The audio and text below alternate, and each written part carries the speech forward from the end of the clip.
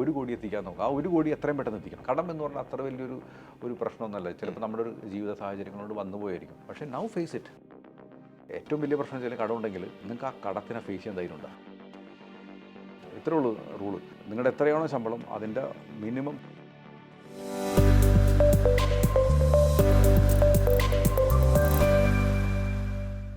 സാമ്പത്തിക ബാധ്യത എന്നത് നമ്മുടെ തലയ്ക്ക് മുകളിൽ തൂങ്ങിക്കിടക്കുന്ന വാളാണെന്ന് പറയാറുണ്ട്. പക്ഷേ അങ്ങനെ ഒരു വാൾ സ്വന്തം പടവാളാക്കി മാറ്റിയ inspiring personality, financial expert, social media influencer, Pentad security CEO mister Nikhil Gopalakrishnan. Welcome. Thank you. നമ്മൾ മലയാളികൾ പൊതുവെ സാമ്പത്തിക കാര്യങ്ങളിൽ വളരെ അച്ചടക്കമില്ലായ്മ ഉണ്ടെന്നൊക്കെ പറയപ്പെടാറുണ്ട്. അത്തരം ഒരു മേഖലയിൽ ഇടപെടുന്ന ഒരാളെന്നുള്ള രീതിയിൽ എന്താണ് അങ്ങേക്ക് അതിനെക്കുറിച്ച് തോന്നിയിട്ടുള്ളത്? Thank you for inviting this. And ശരിക്കും ഡിസിപ്ലിൻ്റെ വിഷയം പറഞ്ഞാൽ നമുക്ക് എല്ലാവർക്കും ഉണ്ട്. എനിക്കൊരു മലയാളികൾ മാത്രമല്ല, ഇപ്പോൾ ലോകത്തോളം എല്ലാവർക്കും എനിക്ക് തോന്നുന്ന ആ ഒരു ഡിസിപ്ലിൻ ഉണ്ടാവും, എൻ്റെ ഒരു ലാക്ക് ഉണ്ടാവാൻ ചാൻസ് ഉണ്ട്. അപ്പോൾ പൈസയുടെ കാര്യത്തിൽ എല്ലാവർക്കും ഒരു ബുദ്ധിമുട്ടുണ്ടാവാറുള്ളൂ. അപ്പോൾ വളരെ സിമ്പിളായിട്ട് പറഞ്ഞാൽ അമ്മൂമ്മമാരൊക്കെ പറഞ്ഞ പോലെ കിട്ടുന്നതനുസരിച്ച് ജീവിക്കുക എന്ന് പറയുന്നത് ഫസ്റ്റത്തെ കാര്യം പറഞ്ഞാൽ. അപ്പോൾ പലപ്പോഴും നമുക്ക് എത്രയാണോ വരുമാനം കിട്ടണമെന്നുള്ളൊരു കൃത്യമായിട്ടുള്ളൊരു ബോധ്യം വേണം. എന്നിട്ട് അതിനേക്കാളും കുറച്ച് ജീവിക്കാനായിട്ട് പഠിക്കുക എന്ന് പറയുന്നത് ആദ്യത്തെ ഒരു കാര്യം പറഞ്ഞാൽ. ഇപ്പോൾ പലപ്പോഴും നമ്മൾക്ക് ഉണ്ടാവുന്ന ഒരു കാര്യം വെച്ചാൽ, നമ്മൾ ചെറുപ്പത്തിൽ തുടങ്ങിയിട്ടാണെങ്കിൽ സ്കൂളിലൊക്കെ പഠിക്കുമ്പോൾ നമ്മൾ ജീവിച്ചിരുന്നത് വളരെ തുച്ഛമായിട്ടുള്ള ഒരു എക്സ്പെൻസിലായിരിക്കും. എക്സാക്ട്ലി. ആരെടുക്കുകയാണെങ്കിലും നമുക്ക് കാണാൻ പറ്റും. പക്ഷേ ഇമ്മീഡിയറ്റ്ലി അവർക്കൊരു ജോലി കിട്ടിക്കഴിയുമ്പോൾ ചിലപ്പോൾ അയാളുടെ ശമ്പളം ചിലപ്പോൾ ഒരു 10,000-15,000 രൂപ ആയിരിക്കും. അപ്പോൾ അത്രയും കാലം ചിലപ്പോൾ ഒരു ഇൻഡിവിജ്വലിന് ജീവിക്കാനായിട്ട് 3,000 രൂപയൊക്കെ ഉണ്ടായിട്ടുണ്ടാവുള്ളൂ. ചിലപ്പോൾ അതിനേക്കാളും കുറവുണ്ടാവുള്ളൂ. ഇപ്പോഴത്തെ അവസ്ഥയാണ് ഈ പറഞ്ഞത്, ഫോണും കാര്യങ്ങളൊക്കെ ഉള്ളത്. പക്ഷേ ഇമ്മീഡിയറ്റ്ലി ഒരു 15,000 രൂപയുടെ അല്ലെങ്കിൽ 20,000 രൂപയുടെ ശമ്പളം ഓഫർ വന്നു കഴിഞ്ഞാൽ പിറ്റേ മാസം തുടങ്ങിയിട്ട് ആ കിട്ടുന്ന പൈസ മൊത്തം അയാൾ തീർത്തിട്ടുണ്ടാവും. അതിന് പകരം ഇനീഷ്യലി തന്നെ തുടങ്ങിയിട്ട് കുറച്ച് പൈസ മാറ്റി വെച്ചിട്ട് നമ്മൾ ജീവിക്കാൻ തുടങ്ങിക്കഴിഞ്ഞാൽ ഈ പ്രശ്നം തീരും. അപ്പോൾ ആ ഒരു ഡിസിപ്ലിൻ ഇനീഷ്യൽ ടൈമിൽ തന്നെ വരേണ്ടത് ഒരു ആവശ്യമാണ്. പക്ഷേ പലപ്പോഴും പല ആളുകൾക്കും എന്തിന് ഡിസിപ്ലിൻ എന്നുള്ള ഒരു പ്രശ്നം വരും. ഇപ്പോൾ നമുക്ക് എല്ലാവർക്കും അറിയാമല്ലോ, കാലത്ത് ഒരു 5 മണിക്ക് എണീക്കണം, എക്സസൈസ് ചെയ്യണം എന്നൊക്കെ. പക്ഷേ പലപ്പോഴും നമുക്ക് ഇഷ്ടമുള്ളത് ഉറങ്ങാനാണ്, അല്ലേ? അതെ. അപ്പോൾ ആ ഒരു സ്വഭാവം തന്നെ ഈ പൈസയുടെ കാര്യത്തിലും വരും. അപ്പോൾ പൈസ കിട്ടുന്ന ടൈമിൽ നമുക്ക് പലപ്പോഴും നമ്മളത് അതിനെ റെസ്പെക്റ്റ് ചെയ്യാൻ നമ്മൾ മറന്നു പോകും. അപ്പോൾ നമുക്ക് ചിലപ്പോൾ എന്തെങ്കിലും ഒരു ഹോസ്പിറ്റൽ കേസോ വല്ലതും വന്നാൽ മതി, അച്ചടക്കം അതിൻ്റെ പേരിൽ അയാൾക്കൊരു ഇൻഷുറൻസ് ഉണ്ടാവില്ല, അങ്ങേർക്കൊരു കരുതൽ നിധി ഉണ്ടാവില്ല. അപ്പോൾ കടമാകേണ്ടി വരും. പിന്നെ അടുത്ത മാസം തൊട്ട് EMI അടയ്ക്കുമ്പോൾ ഇൻകം കുറയും. പിന്നെ ചിലവ് മീറ്റ് ചെയ്യാൻ പറ്റുന്നുണ്ടാവും. അങ്ങനെ കുറച്ച് താളം തെറ്റാനായിട്ട് ഞാൻ ചെറുതായിട്ട് പറഞ്ഞതാണ്, ഇനി പറയാം. അത് ആക്ച്വലി ഒരു സോഷ്യൽ കണ്ടീഷനിങ്ങിൻ്റെ ഭാഗമാണ് എന്ന് കൂടെ തോന്നിയിട്ടുണ്ടോ അല്ലേ? ചിലപ്പോൾ സോഷ്യൽ കണ്ടീഷൻ ആയിരിക്കും. പക്ഷേ അതിനേക്കാൾ ഉപരി നമുക്ക് എല്ലാവർക്കും ഒരു ഇൻഡിവിജ്വൽ ഡിസിപ്ലിൻ വേണമല്ലോ. അപ്പോൾ നമ്മൾ കുറച്ചും കൂടി തിയറിറ്റിക്കലി പറഞ്ഞു കഴിഞ്ഞാൽ ആദ്യം ആൾ നന്നാവണം, പിന്നെ കുടുംബം നന്നാവണം, പിന്നെ സൊസൈറ്റി നന്നാവണമല്ലോ. എന്നിട്ട് നമ്മളിപ്പോൾ ഇനി നേരെ പോയിട്ട് ഉൾട്ടായിട്ട് സൊസൈറ്റിനെ കുറ്റം പറഞ്ഞിട്ട് കാര്യമില്ല എന്നാണ്. അപ്പോൾ എനിക്ക് തോന്നുന്നത് അവനവൻ തന്നെ ഈ പലപ്പോഴും ഉണ്ടാകാറുണ്ട്. വെച്ചാൽ ഇപ്പോൾ ഞങ്ങളുടെയൊക്കെ ഓഫീസിൽ വിളിക്കുന്ന ആൾക്കാരെ ശ്രദ്ധിച്ചിട്ടുണ്ട്. ഇപ്പോൾ ചില ആൾക്കാരൊക്കെ 2-3 വർഷമായിട്ടൊക്കെ നമ്മുടെ വീഡിയോസൊക്കെ കണ്ടുകൊണ്ടിരിക്കുന്ന ആൾക്കാരായിരിക്കും. ആ ടൈമിലൊന്നും വിളിക്കണം എന്നുണ്ടെങ്കിൽ അവർക്ക് എന്തെങ്കിലും ഒരു കാര്യങ്ങൾ കാണണം. അവരുടെ ബന്ധുക്കളോ ആരെങ്കിലും ടച്ചിങ് ആയിട്ടുള്ള ആരെങ്കിലും അസുഖം വരണം, അവർക്ക് എന്തെങ്കിലും ഫിനാൻഷ്യൽ പ്രശ്നം വരണം, അല്ലെങ്കിൽ പ്രഗ്നൻ്റ് ആവണം, കുട്ടി ഉണ്ടാവുന്ന ഒരു തോന്നലുണ്ടാവണം, അല്ലെങ്കിൽ കുട്ടികളുടെ വിദ്യാഭ്യാസത്തിന് പൈസ കൊടുക്കാൻ പറ്റാത്തൊരു സിറ്റുവേഷൻ ഉണ്ടാവണം. അങ്ങനെ എന്തെങ്കിലും അവരെ ശരിക്കും ടച്ച് ചെയ്യുന്ന ഒരു സിറ്റുവേഷൻ വരുമ്പോഴാണ് നമ്മളെ കോണ്ടാക്ട് ചെയ്യണം. അപ്പോൾ ആ എൻ്റെ ഒരു ഫ്രണ്ട് പണ്ട് പറഞ്ഞ മാതിരിയാണ്, മൂഡിന് തീ പിടിക്കണം. ആ തീ ഇല്ലാത്തതാണ് നമ്മുടെ എല്ലാവരുടെയും വിഷയം. അപ്പോൾ നമ്മൾ സൊസൈറ്റിനെ കുറ്റം പറയും, പിന്നെ പേരൻസിനെ കുറ്റം പറയും, അവർ വിദ്യാഭ്യാസം നമുക്ക് മണി എഡ്യൂക്കേഷൻ തന്നിട്ടില്ലാന്ന്, പിന്നെ ടീച്ചേഴ്സിനെ കുറ്റം പറയും. അവർക്കൊക്കെ എന്ത് കാര്യമുണ്ട്, അവനവൻ പഠിച്ച പോലെ. സ്കൂൾ കാലഘട്ടങ്ങളിലൊക്കെ നമുക്ക് അത്തരം ഒരു ഫിനാൻഷ്യൽ എഡ്യൂക്കേഷൻ അല്ലെങ്കിൽ അത്തരത്തിലുള്ള ഒരു സാമ്പത്തികമായിട്ടുള്ള ഒരു അച്ചടക്കമായിട്ട് ബന്ധപ്പെട്ടോ അല്ലെങ്കിൽ മണി മാനേജ്മെൻറ്റിനെ കുറിച്ചോ ഉള്ള ഒരു പാഠ്യ പദ്ധതികളൊക്കെ ഉണ്ടല്ലോ. വളരെ ഒരു ബേസിക് നീഡിൽ പെടുന്ന ഒരു കാര്യമാണല്ലോ ഫൈനാൻഷ്യൽ സ്റ്റെബിലിറ്റി എന്ന് പറയുന്നത്. സോ അത്തരം ഒരു സ്റ്റെബിലിറ്റി നമുക്ക് നേടിയെടുക്കാനായിട്ട് ഇത്തരം ഒരു സ്കൂൾ കാലഘട്ടം മുതലേ അല്ലെങ്കിൽ ഒരു പ്രൈമറി കാലഘട്ടം മുതലേ ഒരു എഡ്യൂക്കേഷൻ സിസ്റ്റം ഇംപ്ലിമെൻറ്റ് ചെയ്യണമെന്നുള്ളത് അഭിപ്രായമുണ്ടോ അത്തരത്തിലെങ്കിൽ? നല്ലതാണ് അതൊക്കെ. ഇപ്പോൾ ശരിക്കും ഞാൻ പഠിച്ചിരുന്ന സ്കൂളിൽ ഒരു സെൻറ്റ് ആൻസ് പറഞ്ഞ ഞങ്ങളുടെ നാട്ടിൽ നല്ലൊരു സ്കൂളാണ്. അവിടെ മോറൽ സയൻസ് ഉണ്ടായിരുന്നു എല്ലാവർക്കും.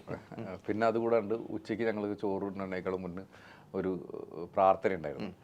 അപ്പോൾ ഈ 2 സാധനമുള്ളതിൻ്റെ പേരിൽ എനിക്കൊക്കെ ഇപ്പോഴും എന്തെങ്കിലും ഒരു അൺഎത്തിക്കലായിട്ട് കാര്യങ്ങൾ ചെയ്യുമ്പോൾ എനിക്ക് ഓർമ്മ വരും സിസ്റ്റേഴ്സ് പറഞ്ഞ കാര്യം. ഞാൻ സത്യാവസ്ഥ പറഞ്ഞത്. അപ്പോൾ എനിക്ക് തോന്നുന്നു എൻ്റെ കൂടെ പഠിച്ച എല്ലാവർക്കും എൻ്റെ ഇപ്പോഴും ഞങ്ങൾ സ്കൂൾ ഗ്രൂപ്പൊക്കെ ഉണ്ട്, അവിടെ ആരും അത്ര കുരുത്തം കെട്ടവന്മാരൊന്നുമില്ല. കുറുമ്പന്മാരുണ്ട്, പക്ഷേ മറ്റുള്ള തല്ലുടി അങ്ങനത്തെ ആൾക്കാരൊന്നുമില്ല. അത് കാരണം എനിക്ക് തോന്നുന്നു ആ മോറൽ സയൻസ് ഉണ്ട് അതിൻ്റെ പേരില്ല. ഈ മോറൽ സയൻസിലൊക്കെ ഞങ്ങൾക്ക് കുറേ കാര്യങ്ങൾ പഠിപ്പിച്ചു തരും. എനിക്ക് ഓർമ്മയുണ്ട് 5ാം ക്ലാസ്സിൽ ഒരു ടീച്ചർ പഠിപ്പിച്ചു തന്ന ഒരു കാര്യം പറഞ്ഞു കഴിഞ്ഞാൽ, നിങ്ങൾ സ്വർഗത്തിൽ പോകുന്ന ടൈമിൽ ഒരാൾക്ക് സ്വർഗരാജ്യം കിട്ടിയില്ല അത്രേ. അപ്പം അതിൻ്റെ കാരണം വെച്ചാൽ അയാളൊരു തുന്നൽക്കാരനായിരുന്നു.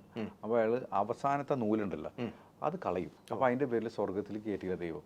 അപ്പോൾ എന്താ കാര്യം എന്ന് ചോദിച്ചപ്പോൾ പറഞ്ഞു വെച്ചാൽ, നീ അത്രയും വേസ്റ്റ് ആക്കണ്ടല്ല, അതിൻ്റെ പേരിൽ നിനക്ക് സ്വർഗത്തിൽ ഇതിൻ്റെ ക്രൈറ്റീരിയ അനുസരിച്ച് കയറാൻ പറ്റില്ല. അപ്പോൾ ഞങ്ങൾക്കൊക്കെ മനസ്സിലായി ഭക്ഷണം കളയാൻ പാടില്ല, അതിൻ്റെ പേരിൽ ആണ് ഇത് വന്നത്.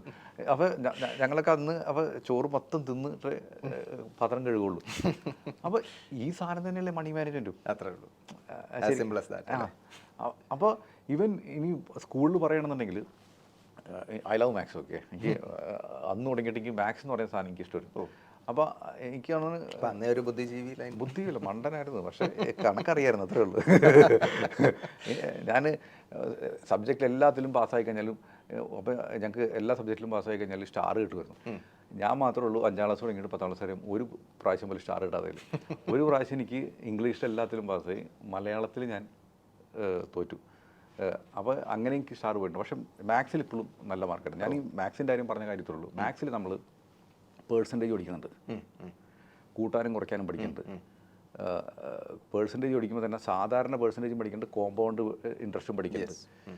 ഈ പിന്നെ ടൈം വാല്യൂ ഓഫ് മണി പഠിക്കുന്നുണ്ട്. ഇന്നത്തെ പ്രസൻറ്റ് വാല്യൂ എത്രയാണ്, ഇത് ഫ്യൂച്ചറിൽ എത്രയാകുമ്പോൾ എത്ര വരുന്നത് എന്നുള്ളത് നമ്മൾ മാത്സിൽ 8ാം ക്ലാസ്സിൽ പഠിക്കുന്ന കാര്യമാണ്. ഇത്രയേ ഉള്ളൂ ഫിനാൻസ് എന്ന് പറഞ്ഞാൽ, ശരിക്കും പറഞ്ഞാൽ.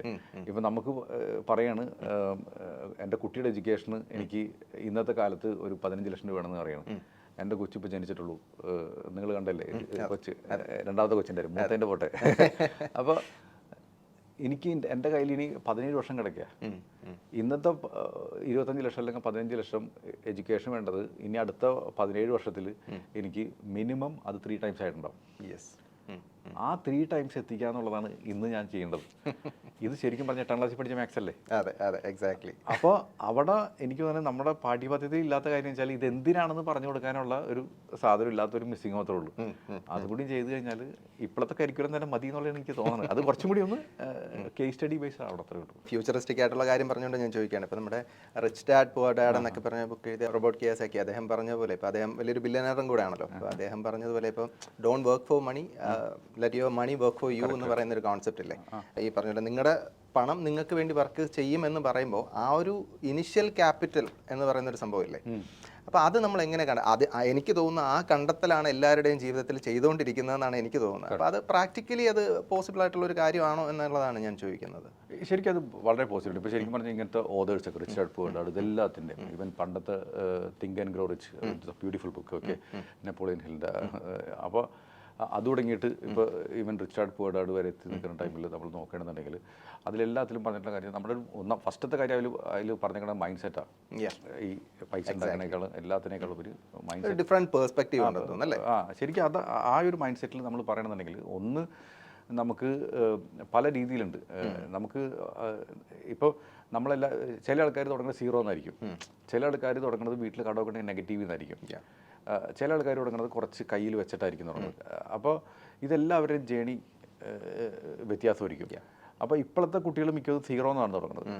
മിക്കവർക്കും കുടുംബത്തിൻ്റെ ബാധ്യത ഒന്നുമില്ല. ഇപ്പോൾ എൻ്റെ അച്ഛൻ്റെ കാലത്ത് അവർക്ക് കുടുംബത്തിൻ്റെ ബാധ്യത ഉണ്ടായിരുന്നു.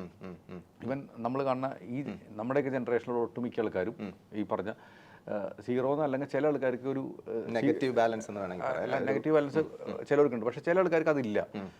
അത് ഭയങ്കര ഒരു ഭാഗ്യമാണത്. അങ്ങനെ എക്സാക്ട്ലി അതൊരു പ്രിവിലേജ് ആണ് തുടങ്ങുന്നത്. അപ്പോൾ ഇവൻ ചില ആൾക്കാർക്ക് ചിലപ്പോൾ കയ്യിൽ കാശ് എക്സ്ട്രാ ഉണ്ടാവും ഇത് തുടങ്ങുമ്പോൾ. അപ്പോൾ ഇനീഷ്യലി നമുക്ക് ഒരു ഫസ്റ്റ് ക്യാപിറ്റൽ ഉണ്ടാക്കുക എന്നുള്ളതാണ് ഏറ്റവും ഇമ്പോർട്ടൻ്റ് ആയിട്ട്. ഇപ്പോൾ എനിക്ക് തോന്നുന്നു ഫസ്റ്റ് 1 crore എന്നുള്ളൊരു രീതിയിലേക്ക് എത്തിക്കുകയാണെന്നുണ്ടെങ്കിൽ അതിൽ വലിയ ബുദ്ധിയൊന്നും ആലോചിക്കേണ്ട കാര്യമില്ല. ഇപ്പോൾ ചില ആൾക്കാരൊക്കെ എന്നിട്ട് എന്നോട് സ്റ്റോക്ക് മാർക്കറ്റിൽ ട്രേഡ് ചെയ്യാനും കാര്യങ്ങളൊക്കെ പറയും. ഇതൊന്നും നോക്കേണ്ട കാര്യമില്ല.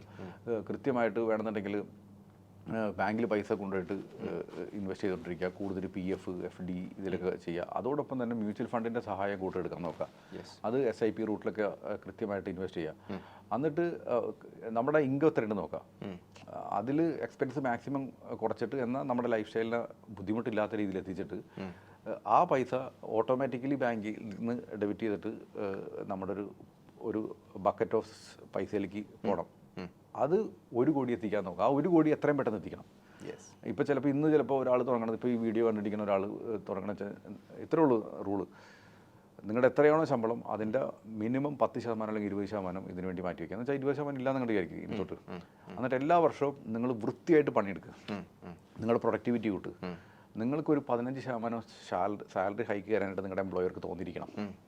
അല്ലെങ്കിൽ നിങ്ങളൊരു ബിസിനസ്സുകാരനാണെങ്കിൽ നിങ്ങളുടെ ബിസിനസ് അറ്റ്ലീസ്റ്റ് ലാഭം 15% കൂടി എടുക്കാവുന്ന ഒരു സിറ്റുവേഷനിലെത്തിക്കുക. എന്നിട്ട് ഈ പറഞ്ഞ എത്രയാണോ അപ്രീസിയേഷൻ വരുന്നത് എല്ലാ വർഷവും ഒരു 10% ടോപ്പ് അപ്പ് ചെയ്യും നിങ്ങളുടെ സേവിങ്സിന്. അത് ഈ പറഞ്ഞ SIPയിലേക്ക് എടുക്കും. ഇപ്പോൾ നിങ്ങൾക്കൊരു 1 ലക്ഷം രൂപ ശമ്പളം കിട്ടുന്ന ആളാണെന്നുണ്ടെങ്കിൽ മിനിമം 20,000 രൂപ നിങ്ങൾ സേവ് ചെയ്യാൻ തുടങ്ങി. അല്ലെങ്കിൽ 50,000 രൂപ കിട്ടുന്ന ആളാണെന്നുണ്ടെങ്കിൽ ഒരു 10,000 രൂപ നിങ്ങൾ ഇങ്ങനെ ഇൻവെസ്റ്റ് ചെയ്യാൻ തുടങ്ങി. എല്ലാ മാസവും നിങ്ങൾ ഈ പറഞ്ഞ 10% വെച്ച് കൂട്ട്. ഹാർഡ്ലി 10 വർഷത്തിനുള്ള 15 വർഷത്തിനുള്ളിൽ നിങ്ങൾ കോടീശ്വരനാ. കോടി ആയിക്കഴിഞ്ഞാൽ ഗെയിം മാറി. പിന്നെ ആ ഫണ്ടിന് 10% ഗ്രോത്ത് ഉണ്ടായാൽ മതി. എല്ലാ വർഷവും 10 ലക്ഷം നിങ്ങളുടെ കയ്യിലേക്കാണ് വെറുതെ. അതാണ് പണം നിങ്ങൾക്ക് വേണ്ടി വർക്ക് ചെയ്യണത്. അല്ലാണ്ട് നിങ്ങളുടെ അടുത്തുള്ള പണം 1 ലക്ഷം രൂപയാണെങ്കിൽ ആ പണം വർക്ക് ചെയ്താൽ എത്ര വർക്ക് ചെയ്യാൻ പറ്റും? എത്ര പറ്റും? അപ്പോൾ ചില ആൾക്കാരൊക്കെ ഉണ്ട് എൻ്റെ അടുത്ത് വന്നിട്ട് പറഞ്ഞൊരു കാര്യമുണ്ട്, ഞാൻ 1 ലക്ഷം രൂപ ഇൻവെസ്റ്റ് ചെയ്യാമെന്ന് പറഞ്ഞിട്ട്. ചിലപ്പോൾ ഇയാൾ ചിലപ്പോൾ ഒരു കോടീശ്വരനായിരിക്കും. ഒരു കോടീശ്വരനായ ഒരാൾ 1 കോടി വെറുതെ ഇരിക്കണം, എന്നിട്ട് 1 ലക്ഷം രൂപ മാർക്കറ്റിലിട്ടിട്ട് ചെയ്തിട്ട് ആ പൈസ ഡബിളായി. വല്ല കാര്യമുണ്ട്? 1 ലക്ഷം രൂപ ഡബിളായി കഴിഞ്ഞാൽ 2 ലക്ഷം. ഇങ്ങനെ എടുത്തിരിക്കുന്നത് 1 കോടിയാണ്. നെറ്റ് വർത്ത് വല്ല വ്യത്യാസമുണ്ടോ? അപ്പോൾ ഇത് നമ്മളെപ്പോഴും മനസ്സിലാക്കണം, നമ്മുടെ ക്യാപിറ്റൽ എത്രയാണ്, അതിനനുസരിച്ചുള്ള റെസ്പെക്ട്ഫുൾ ആയിട്ടുള്ള പൈസ ഇൻവെസ്റ്റ് ചെയ്യുക. അറ്റ്ലീസ്റ്റ് നിങ്ങളൊരു നല്ലൊരു ഇൻവെസ്റ്റ്മെൻറ്റിലേക്ക് നീങ്ങണമെങ്കിൽ നിങ്ങളുടെ നെറ്റ് വർത്തിൻ്റെ ഒരു 5% 10% ഉണ്ടെങ്കിൽ മാത്രം ആ ഇൻവെസ്റ്റ്മെൻറ്റിലേക്ക് പോയാൽ മതി. അല്ലെങ്കിൽ why do you want to waste the time? ചില ആൾക്കാരൊക്കെ എന്നോട് പറയും ടെസ്റ്റ് ചെയ്യാൻ വേണ്ടി മ്യൂച്വൽ ഫണ്ട് തന്നെ, അല്ലെങ്കിൽ ടെസ്റ്റ് ചെയ്യാൻ വേണ്ടി സ്റ്റോക്കിലുണ്ട്.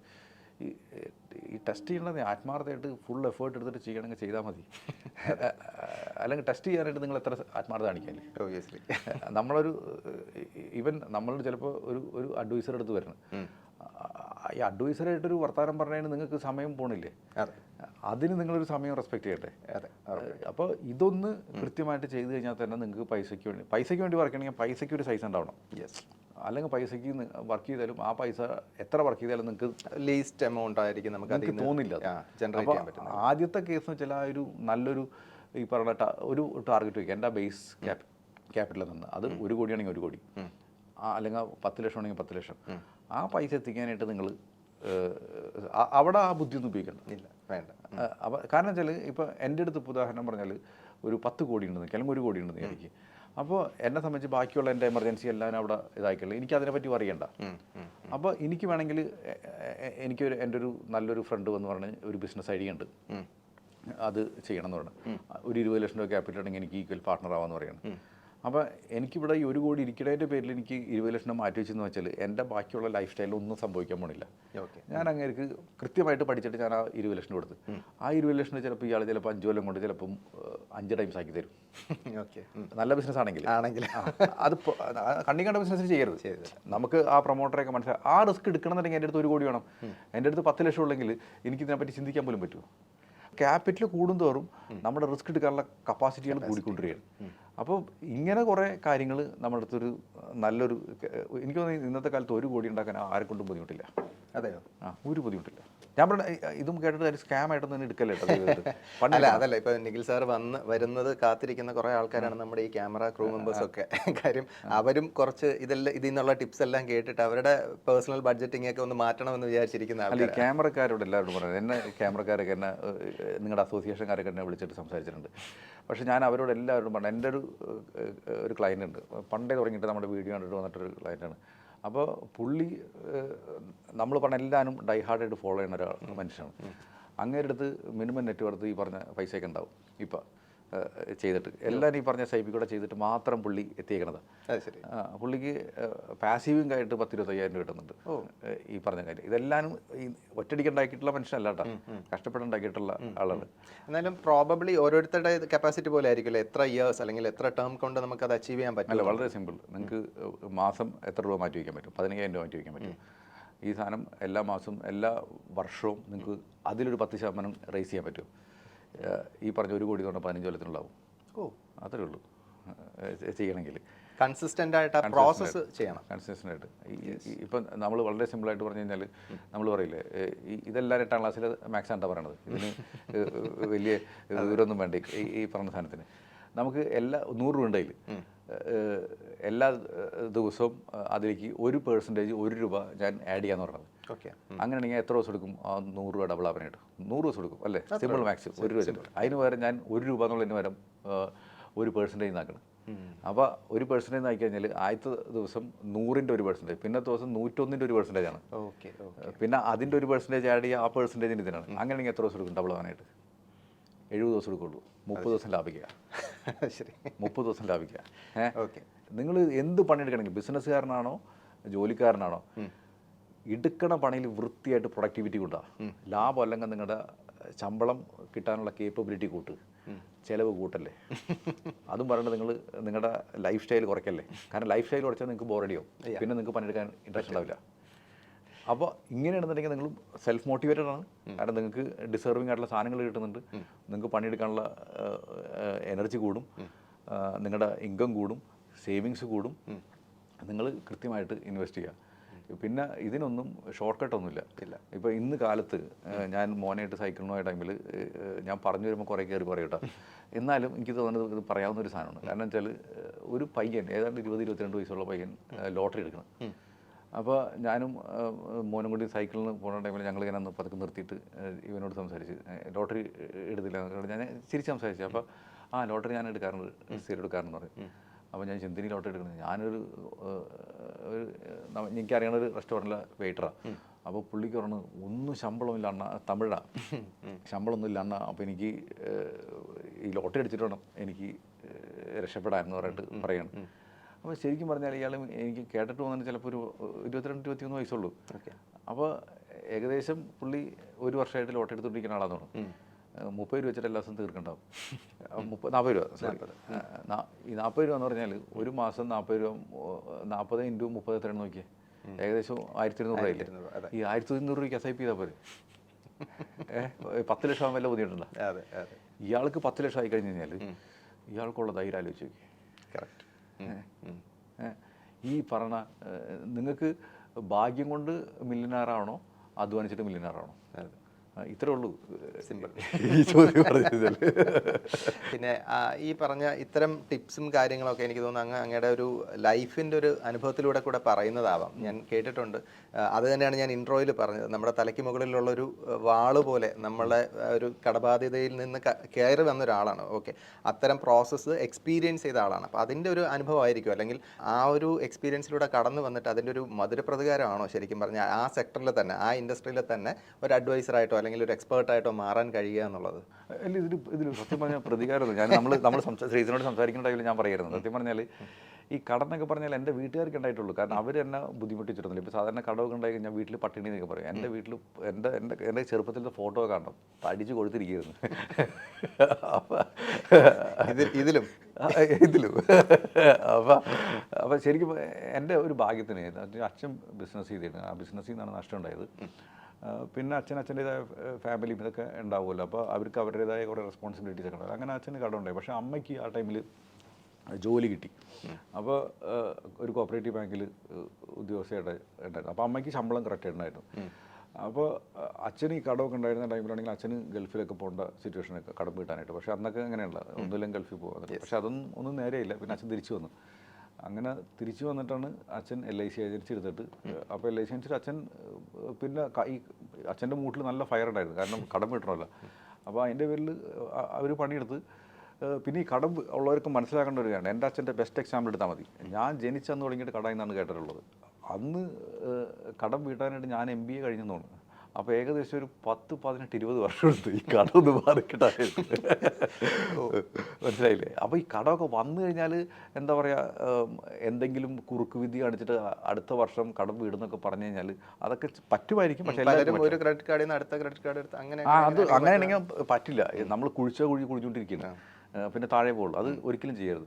അതിന് പകരം നമ്മൾ കൃത്യമായിട്ടൊരു പണിയെടുത്തിട്ട് അതിൽ നിന്ന് ഇൻകം ഉൽപ്പാദിപ്പിക്കാന്ന് പറയുന്നത് നമ്മൾ മനസ്സിലാക്കേണ്ട കാര്യം, ചിലവ് കുറയ്ക്കാം. അപ്പോൾ ഞങ്ങളൊക്കെ അന്ന് വീടൊക്കെ ജപ്റ്റ് ചെയ്ത് വാടക വീട്ടിലേക്കൊക്കെ പോയി. എന്നിട്ട് ആ ഫസ്റ്റ് വീടൊക്കെ എനിക്ക് ഇപ്പോഴും ഓർമ്മയുണ്ട്. വളരെ ചെറിയ വീട്ടിലേക്കാണ് നമ്മൾ പോയതൊക്കെ. അപ്പോൾ ആ ലെവലിൽ നിന്ന് നമ്മൾ ഒരു കൊല്ലത്തിനുള്ളിൽ തന്നെ കുറച്ചും കൂടി നല്ല വാടക വീട്ടിലേക്കൊക്കെ മാറി. അപ്പോൾ അങ്ങനെയൊക്കെ വരുമ്പോൾ എൻ്റെ ലൈഫിലൊന്നും വലിയ ചേഞ്ചസ് ഒന്നും വന്നിട്ടില്ല. പിന്നെ അപ്പോൾ ആ ഒരു സിറ്റുവേഷൻ ഞാൻ കണ്ടിട്ടുള്ള കാര്യം. അപ്പോൾ പക്ഷേ അതൊക്കെ ഞാൻ കണ്ടിട്ടുള്ളൂ, ഞാൻ അനുഭവിച്ചിട്ടില്ല. അതൊക്കെ എൻ്റെ അച്ഛനും അമ്മയും, അമ്മ ഭയങ്കര സപ്പോർട്ടായിരുന്നു അച്ഛൻ. അമ്മ ഫിനാൻഷ്യലി ബിസിനസ് കാര്യത്തിലും എല്ലാത്തിലും അമ്മ ഭയങ്കര സപ്പോർട്ടീവായിരുന്നു. അപ്പോൾ എനിക്ക് ശരിക്കും പറഞ്ഞാൽ ഇപ്പോൾ പലപ്പോഴും പല ആൾക്കാരൊക്കെ സ്ത്രീകളുടെ ഉന്നമനമൊക്കെ പറയുമ്പോൾ എനിക്ക് തോന്നുന്ന കാര്യം അവർ ഉന്നമനം ഉള്ള ആൾക്കാരല്ലേ, ഇനി എന്തിനും ഉന്നമനി അങ്ങനത്തെ ഒരു ടൈപ്പാണ്. വെരി പവർഫുൾ അല്ലേ, അവരുടെ മൈൻഡ് സെറ്റ് വെച്ചിട്ട് ഭയങ്കര ആണുങ്ങളെക്കാളും പവർഫുൾ ആണെന്ന് പറയാം. ശരിക്കും എൻ്റെ അമ്മൂമ്മയൊക്കെ ശരിക്കും പറഞ്ഞാൽ ബ്രില്യൻറ്റ്. അവരൊന്നും വലിയ ധനികരൊന്നും ആയിരുന്നില്ല, പക്ഷേ അതൊരു വലിയ കാര്യമാണല്ലോ. നമ്മുടെ ഫാമിലി ബഡ്ജറ്റ് പ്ലാനിങ് എന്ന് പറയുന്നതും ഒരു വലിയൊരു കാര്യം തന്നെയല്ലേ. അവിടെ നിന്നാണല്ലോ ഇതിന്റെ ഒരു ബേസിക് സാധനം, ഒരു എലമെന്റ് വരുന്നതെന്ന് എനിക്ക് തോന്നിയിട്ടുണ്ട്. ഇവൻ ഇപ്പോൾ പല സ്ത്രീകളും വർക്ക് ചെയ്യണവരുണ്ട്. ചില വർക്ക് ചെയ്യണവരാണെങ്കിൽ ഇവർ പൈസ മാനേജ് ചെയ്യില്ലായിരുന്നു, അവരൊക്കെ ഇപ്പോൾ പൈസ മാനേജ് ചെയ്യാനായിട്ട് തുടങ്ങിയിട്ടുണ്ട്. അപ്പോൾ ഒത്തിരി ഞാനീ പറഞ്ഞത് കൂടുതലും എൻ്റെ ഓഡിയൻസ് എന്ന് വെച്ചാൽ നമ്മുടെ ക്ലയൻസ് വെച്ചാൽ മിക്കതും ഈ മണി ടോക്സ് വീഡിയോ കാണുന്നവരാണ്. അപ്പോൾ അവരുടെ മെച്യൂരിറ്റി എന്ന് പറഞ്ഞാൽ സാധാരണ കേരള ഓഡിയൻസിനേക്കാളും കുറച്ചുകൂടി കൂടുതലായിരിക്കും. കാരണം ഈ കണ്ടന്റ് ഇഷ്ടപ്പെടണമെങ്കിൽ ഇതിന് താല്പര്യമെങ്കിലും വേണമല്ലോ. എക്സാക്ട്ലി. അപ്പോൾ ചിലപ്പോൾ എൻ്റെ ഒരു അസംഷൻ ചിലപ്പോൾ കേരള സൊസൈറ്റിനെ പറ്റി ചിലപ്പോൾ കറക്റ്റ് ആവില്ല. കാരണം എൻ്റെ ഓഡിയൻസിനാണ് ഞാനീ പറഞ്ഞത്. അപ്പോൾ അവരുടെ മെച്യൂരിറ്റി കുറച്ചും കൂടി കൂടുതലായിരിക്കും. പക്ഷേ എനിക്ക് തോന്നുന്നു പൊതുവെ ആളുകൾ ഇത് ചെയ്തു വരുന്നുണ്ട്, ഇങ്ങനത്തെ കുറച്ച് കാര്യങ്ങളൊക്കെ. നമുക്ക് എത്ര പേഴ്സൻറ്റേജ് ലാഭം കിട്ടാന്നുള്ളതല്ല, നമുക്ക് എത്ര ശമ്പളം കൂട്ടാനുള്ള സ്കിൽ സെറ്റ് നമുക്കുണ്ട്, ശമ്പളം കൂട്ടുന്നുണ്ട്, നമ്മൾ ഒരു മിതത്വത്തിൽ നമ്മളെങ്ങനെ ജീവിക്കുന്നുണ്ട്, എന്നാൽ നമ്മുടെ ഒരു സന്തോഷത്തിന് കൺട്രോൾ വരുന്നില്ല പൈസ വിചാരത്തിൽ. ഇങ്ങനെയൊക്കെ നമുക്ക് ചെയ്താൽ തന്നെ കുറച്ചും കൂടി ഇത് ചെയ്തെടുക്കാൻ പറ്റും. അപ്പോൾ നമ്മൾ ഈ കടത്തിൻ്റെ കാര്യത്തിൽ പറഞ്ഞു കഴിഞ്ഞാൽ എനിക്ക് പലപ്പോഴും വീട്ടിലത്തേക്ക് ഈ ബുദ്ധിമുട്ടൊക്കെ കണ്ടന്റ് വഴി എനിക്ക് ആൾക്കാരെ മനസ്സിലാവും കടം വരാൻ ടൈമിൽ ഇവരുടെ തിങ്കിങ് ഒക്കെ എന്താണെന്നുള്ളത്, കോൺഫിഡൻസ് ലെവൽ എന്താണെന്നൊക്കെ ഉള്ളത്. അപ്പോൾ പണ്ടൊക്കെ ഞാൻ നേരിട്ട് തന്നെ വർത്തമാനം പറഞ്ഞിട്ട് കുറേ ചെയ്യാൻ നോക്കാം. ഇപ്പം എനിക്ക് സമയം അധികം കിട്ടാറില്ല. അതിൻ്റെ പേരിൽ തന്നെ കുറേയൊക്കെ ഞാനിങ്ങനെ ഒരു കോഴ്സൊക്കെ ഉണ്ടാക്കിയിട്ടുണ്ട് ആൾക്കാർക്ക്. ഇങ്ങനെ അത് വളരെ സിമ്പിളായിട്ടുള്ള ഒരു എനിക്കെന്താണ് പറയാനുള്ളത് ഞാൻ ആ കോഴ്സിൽ ഒരു മണിക്കൂറിൽ ഞാൻ പറഞ്ഞിട്ടുണ്ട്. അതെവിടെയാണ്? മൊബൈൽ ആപ്പ് ഉണ്ട്, ഒരു മണി ടോക്സ് എന്ന് പറഞ്ഞൊരു ആപ്പ് ഉണ്ട്. അതായത് നമ്മുടെ യൂട്യൂബ് ചാനലിൻ്റെ അതേ സെയിം പേരിൽ തന്നെയാണോ മണി ടോക്സ് എന്ന് പറഞ്ഞൊരു ആപ്പ് ഉണ്ട്. അപ്പോൾ അതിൽ പോയിട്ട് ചെറിയൊരു ഞാൻ ഈ കോഴ്സ് ചെയ്യാൻ വേണ്ടി പറഞ്ഞതല്ല കേട്ടോ, ഇതിൽ വേറെ ഒന്നുമല്ല, ഞാൻ പറയാനുള്ള കാര്യം ഇതിൽ പറഞ്ഞു വെച്ചിട്ടുണ്ട്. അപ്പോൾ ഞാൻ ആകെ പറയാനുള്ളതുള്ളൂ, കടം ഉണ്ടെന്ന് പറഞ്ഞിട്ട് ആത്മാർത്ഥമായിട്ട് അതിൽ നിന്ന് തിരിച്ചു വരാൻ താല്പര്യമുണ്ടെങ്കിൽ ആ കോഴ്സിൽ പറഞ്ഞിട്ടുള്ള കാര്യങ്ങളൊക്കെ ഒന്ന് ചെയ്തു നോക്ക്. എന്നിട്ട് അത് ചെയ്തു എന്ന് പറഞ്ഞിട്ടൊന്നും നടക്കാനില്ല. അത് നിങ്ങൾ പ്രാക്ടിക്കലി ചെയ്യാൻ തുടങ്ങിക്കഴിഞ്ഞാൽ ഒരു 3 വർഷത്തിനുള്ളിൽ ചെറിയ കടക്കണമെങ്കിൽ അതിൽ നിന്ന് തിരിച്ചു വരാൻ പറ്റും. ഇനി വലിയ കടമാണെങ്കിൽ നിങ്ങൾക്കൊരു കൺട്രോൾ കിട്ടും. ഞാൻ കമ്മിങ് ഔട്ട് ഓഫ് കടം എന്നുള്ളതിനെ കുറിച്ച്. അപ്പോൾ കഴിഞ്ഞ ദിവസം ശനിയാഴ്ച ഞാൻ വർക്ക്ഷോപ്പ് എടുത്തിരുന്നു. അപ്പോൾ തിരുവനന്തപുരത്ത് നിന്ന് ഒരാൾ വന്നിരുന്നു. അപ്പം നമ്മുടെ ക്ലയൻറ്റുമാണ്. അപ്പോൾ ആളെന്നോട് കുറച്ച് കടത്തിൻ്റെ കാര്യമൊക്കെ പറഞ്ഞു. എല്ലാവരും പുള്ളി എടുത്തേക്കണ കടങ്ങൾ ഓൺലൈനിൽ എടുത്ത കടങ്ങളാണ്. 20% മുകളിൽ ഇൻട്രസ്റ്റ് കൊടുക്കുന്നുണ്ട്. അപ്പോൾ ഞാൻ കുറച്ച് നോക്കിയപ്പോൾ ഞാൻ അങ്ങോട്ടും ഇങ്ങോട്ടും ഒന്നും മാനേജ് ചെയ്യാൻ പറഞ്ഞു. എനിക്ക് തോന്നുന്നു ഞാൻ പുള്ളിനോട് എനിക്ക് എൻ്റെ ഒരു ബലമായ സംശയമാണെങ്കിൽ 1.5 വർഷത്തിനുള്ളിൽ ഇവിടെ കടം കിട്ടും. ആ പറഞ്ഞത് ചെയ്യണമെന്നുണ്ടെങ്കിൽ അയാൾ ചെയ്യാനും ചാൻസ് ഉണ്ട്. കാരണം അങ്ങനെ നമ്മുടെ ക്ലയൻറ്റുമാണ്. അപ്പോൾ ഈ പറഞ്ഞത് നമുക്ക് ഇനിയും നമ്മുടെ ടീമിനായിട്ട് കോൺടാക്ട് ചെയ്തിട്ട് അത് ചെയ്തെടുക്കാൻ പറ്റും. അപ്പോൾ ആ പസിലൊന്ന് കറക്റ്റ് ആക്കി കഴിഞ്ഞ് കഴിഞ്ഞാൽ നമുക്കിത് ചെയ്തെടുക്കാമെന്നുള്ളൂ ഈ പറഞ്ഞ കാര്യങ്ങൾ. അപ്പോൾ നമ്മൾ ഏറ്റവും വലിയ പ്രശ്നം വെച്ചാൽ കടമുണ്ടെങ്കിൽ നിങ്ങൾക്ക് ആ കടത്തിനെ ഫേസ് ചെയ്യാൻ ധൈര്യമുണ്ടോ?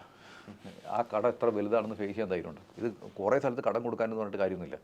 അവിടെ നിന്ന് കൊടുത്ത് പൈസ റോൾ ചെയ്തിട്ടൊന്നും കാര്യമില്ല. ചില ആൾക്കാരൊരു പ്രത്യേകത വെച്ചാൽ നമ്മൾ പറയില്ലേ, ഫുട്ബോൾ കളിക്കാൻ ഇറങ്ങുന്ന ടൈമിൽ നമുക്ക് എത്ര ഡിഫൻസ് ഉണ്ടെങ്കിലും ബോൾ അങ്ങോട്ട് കിട്ടി കഴിഞ്ഞാൽ നമുക്ക് ടാക്കിൾ ചെയ്ത് പോകാനുള്ള ഒരു ധൈര്യമുണ്ട്. അതാണ് ഒരു പ്ലെയറുടെ കഴിവെന്ന് പറഞ്ഞു കഴിഞ്ഞാൽ. നിങ്ങൾ ആ പ്ലെയർ എന്നായി അന്ന് കടം മാറില്ല. കാരണം എന്ത് കടവും എനിക്ക് അങ്ങോട്ട് ഇങ്ങോട്ട് റോൾ ചെയ്ത് ചെയ്യാനുള്ള കഴിവുണ്ടെന്നൊരു തോന്നൽ തോന്നിയോ അന്ന് നിങ്ങൾ കടത്തിൽ നിന്ന് മാറില്ല. കാരണം നിങ്ങൾ വലിയ ആളായി. പിന്നെ നിങ്ങളുടെ കടം ഇങ്ങനെ കടത്തിന് നിങ്ങൾ ഇഷ്ടപ്പെടും, കടം നിങ്ങളെ വിട്ടുപോയില്ല. അതിന് പകരം എനിക്ക് ആ കഴിവില്ല എന്നൊന്നൊരു വിശ്വസിച്ച് നോക്കിയേ, അപ്പോൾ പേടിയാവും. യെസ്. അപ്പോൾ ആ പേടി ഉണ്ടെങ്കിൽ, ഇപ്പോൾ ഞങ്ങൾ കബഡിയൊക്കെ കളിക്കണമെങ്കിൽ ഞാൻ കബഡി കളിക്കുമായിരുന്നു. അപ്പോൾ നമ്മൾ റൈഡ് ചെയ്യാൻ ചെല്ലണമെങ്കിൽ എത്ര ആൾക്കാർ ഇങ്ങനെ പെട്ടെന്ന് കളിച്ചാൽ നമ്മൾ പേടിച്ചിങ്ങോട്ട് മാറണം. അതിന് അവിടെ തന്നെ നിൽക്കണേ നമ്മളെ പിടിച്ചിട്ടുണ്ടാവും. അപ്പോൾ ആ പേടിയാണെന്ന് വെച്ചാൽ നമ്മൾ ചിലപ്പോൾ വിചാരിക്കും പേടി പൗരുഷമില്ലാന്ന് വിചാരിക്കും. പക്ഷെ ആ പേടിയാണ് ആ റൈഡറെ എക്സാക്ട്ലി ഡ്രൈവ് ചെയ്യുന്നത്, കറക്റ്റ് ചെയ്യുന്നത്. എന്നാൽ അറ്റാക്ക് ചെയ്യാനുള്ള ധൈര്യം ഉണ്ടാവാൻ. അപ്പോൾ ഇങ്ക് കൊടുക്കുന്ന ടൈമിൽ അവൻ അറ്റാക്ക് ചെയ്യണം, കട കൊടുക്കുന്ന ടൈമിൽ പേടിക്കണം. ഇതാണ് ശരിക്കും പറഞ്ഞാൽ ഇത് നോക്കണം. അപ്പോൾ ഇങ്ങനെ ചെയ്തു കഴിഞ്ഞാൽ പല ആൾക്കാർക്കും കടം എന്ന് പറഞ്ഞാൽ അത്ര വലിയൊരു പ്രശ്നമൊന്നുമല്ല. ചിലപ്പോൾ നമ്മുടെ ഒരു ജീവിത സാഹചര്യങ്ങളോട് വന്നു പോയായിരിക്കും. പക്ഷേ now face it and look for a ways to pay that money back. And കട എടുത്താൽ നിങ്ങൾക്ക് അടുത്താണെങ്കിൽ കൂടുതൽ ഇൻട്രസ്റ്റ് ആണെങ്കിൽ ഷെയിംലെസ് ആയിട്ട് പോയിട്ട് നെഗോഷിയേറ്റ് ചെയ്യും, ഇൻട്രസ്റ്റ് കുറച്ച് കിട്ടാൻ പറ്റില്ല വകുപ്പുണ്ടാന്നുള്ളത്. Then reduce it and ask for some buffer period. എന്നിട്ട് നമ്മുടെ ഇൻകം കൂട്ടിയിട്ട് അത് ചെറിയ കടങ്ങൾ ഓരോന്ന് വീട്ടിൽ തുടങ്ങിക്കഴിഞ്ഞാൽ നമുക്ക് എല്ലാവർക്കും കടത്തിൽ നിന്ന് മുക്തരാകാൻ പറ്റുന്നതാണ് എനിക്ക് തോന്നുന്നത്. പക്ഷേ ചിലവരുടെ ടൈം വ്യത്യാസം, ചിലർക്ക് 3 കൊല്ലം എടുക്കും, ചിലർക്ക് 5 കൊല്ലം എടുക്കും. പക്ഷേ definitely we can come out of. Money talks with Nikhil എന്ന് പറഞ്ഞ ഒരു ചാനലിൻ്റെ കാര്യം പറയുന്നുണ്ടല്ലോ, അത് ശരിക്കും ഈ പറഞ്ഞ പോലെ തന്നെ വളരെ മണിമണിയായിട്ട് തന്നെ ആൾക്കാർക്ക് കൃത്യമായിട്ട് ഒരു സാമ്പത്തിക വ്യവഹാരങ്ങൾ എക്സ്പ്ലെയിൻ ചെയ്ത് കൊടുക്കുന്ന ഒരു ചാനലാണ്. അപ്പോൾ അത് എങ്ങനെയാണ് അതിൻ്റെ ഒരു കോൺസെപ്റ്റ് വന്നത്? അതായത് അത് തുടങ്ങുന്നത് കൊണ്ടുള്ള ഒരു ഉദ്ദേശം, അല്ലെങ്കിൽ എന്തിനാണ് അതിൻ്റെ ഒരു ആത്യന്തികമായ ഒരു ലക്ഷ്യം ഉണ്ടാവുമല്ലോ, എന്താണ് അതിൻ്റെ പിന്നിലുള്ള ഒരു മോട്ടീവ് എന്ന് പറയുന്നത്? ശരിക്കുള്ള മോട്ടീവ് എന്ന് വെച്ചാൽ ഞാൻ ഈ പെൻഡാഡ് സെക്യൂരിറ്റീസ് ഞാൻ റൺ ചെയ്തിരിക്കും. ഞാൻ ആദ്യം വർക്ക് ചെയ്തിട്ട് അങ്ങ് പെൻഡാഡ് സെക്യൂരിറ്റീസിൻ്റെ CEO ആണ്. CEO ആണ്, അതെ. അപ്പോൾ പെൻഡാഡിൽ എൻ്റെ ഫ്രണ്ട്സാണ് പെൻഡാഡ് തുടങ്ങിയത്. അപ്പോൾ ഞങ്ങൾ MBA റൂംമേറ്റ്സ് ആയിരുന്നു ഞങ്ങൾ. അപ്പോൾ അവർ പോയിട്ട് ഇങ്ങനെ ബ്രോക്കിംഗ് ബിസിനസ്, സബ് ബ്രോക്കിംഗ് ഒക്കെ എടുത്തു. ഞാൻ റോയിറ്റേഴ്സിൽ വർക്ക് ചെയ്തിരുന്നത്. പിന്നെ ഞങ്ങൾക്ക് നേരിട്ട് ബ്രോക്കിംഗ് ലൈസൻസ് തുടങ്ങാമെന്നൊരു ഐഡിയ വന്നു. അങ്ങനെ അവർ പറഞ്ഞു നമുക്ക്, അപ്പോൾ അവർക്കൊന്നും കോർപ്പറേറ്റ് എക്സ്പീരിയൻസ് ഇല്ല, എനിക്കേ കോർപ്പറേറ്റ് എക്സ്പീരിയൻസ് ഉള്ളൂ. അപ്പോൾ അവർക്കൊരു കോർപ്പറേറ്റ് കണ്ടിട്ടുള്ള ഒരാൾ CEO ആയിട്ടിരിക്കണം. അപ്പോൾ അങ്ങനെയാണ് ഞാൻ ഇതിൽ ജോയിൻ ചെയ്തത്. റോയിറ്റേഴ്സിൽ അങ്ങ് എത്ര റോയിറ്റേഴ്സിൽ 9 വർഷം. അവിടെ നിന്ന് ഞാൻ ഇങ്ങോട്ട് വന്ന്, അപ്പോൾ അവിടെ ഉള്ളത് ശരിക്കും പറഞ്ഞാൽ ഞങ്ങൾ സ്റ്റോക്ക് മാർക്കറ്റിൽ ഇൻഫോർമേഷൻ മാത്രം സൂക്ഷിക്കുന്ന കമ്പനിയാണ്. അവിടെ ഞങ്ങൾ ഒരാളുടെ പൈസ ഇൻവെസ്റ്റ് ചെയ്തിട്ടില്ല. പൊതുവെ ചാനൽ ഇൻഡസ്ട്രി ആയിട്ടാണ് റോയിറ്റേഴ്സ് അസോസിയേറ്റ് ചെയ്ത് പൊതുവെ അറിയപ്പെടുന്നത്. അപ്പോൾ ഞങ്ങൾ അവിടെ ചെയ്യണത് ചാനലിനും അല്ലെങ്കിൽ ഇൻവെസ്റ്റ്മെന്റ് ബാങ്കേഴ്സിനുള്ള ഇൻഫോർമേഷൻ കൊടുക്കാന്നുള്ളത് നമ്മുടെ പണി. ഈവൻ ഗൂഗിളിന് വരെ എല്ലാവർക്കും ഗൂഗിളിന് അവർക്കൊക്കെ ഇവരെ ബാക്കിൽ നിൽക്കണ്ട. ഇപ്പൊ ശരിക്കും പറഞ്ഞാൽ ഇപ്പൊ നിങ്ങളിപ്പോൾ ഈ പറഞ്ഞ എല്ലാ മ്യൂച്വൽ ഫണ്ട് കമ്പനികൾക്കൊക്കെ അല്ലെങ്കിൽ ന്യൂസ് ചാനലിലൊക്കെ മറ്റേ ചാർട്ടുകളൊക്കെ ഉണ്ടാവും, അതൊക്കെ ഞങ്ങളുടെ ആയിരിക്കും, സ്റ്റാറ്റിസ്റ്റിക്സ്. അപ്പോൾ നിങ്ങൾ ചിലപ്പോൾ ബ്ലൂംബർഗ് അടി കാണുന്നുണ്ടാവും, പിന്നെ തോമസൺ റോയിറ്റേഴ്സിന് ഇപ്പോൾ കാണുന്നുണ്ടാവും.